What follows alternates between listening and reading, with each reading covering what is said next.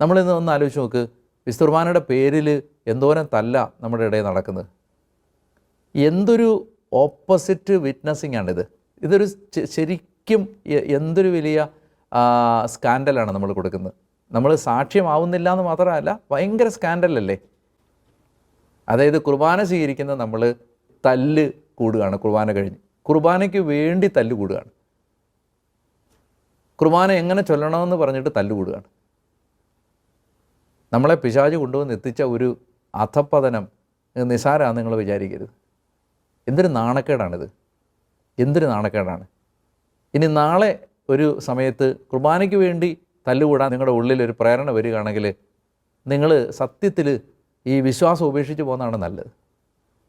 നിങ്ങൾ ഈ ക്രിസ്തു മതത്തിന്, യേശു ക്രിസ്തുവിനൊരു അപമാനം ആവരുത്. അല്ല, എൻ്റെ നിലപാട് ഞാൻ പറയുകയാണ്. അത് പറയാതിരിക്കാൻ പറ്റത്തില്ലല്ലോ. എന്തെന്നറിയാമോ? അതായത് കുർബാനയ്ക്ക് വേണ്ടി വഴക്കുണ്ടാകേണ്ട ഒരു ഗതികേട് എനിക്കുണ്ടായാൽ അതിലും ഭേദം ഞാൻ ഈ വിശ്വാസം ഉപേക്ഷിച്ച് പോകുന്നതാണ്.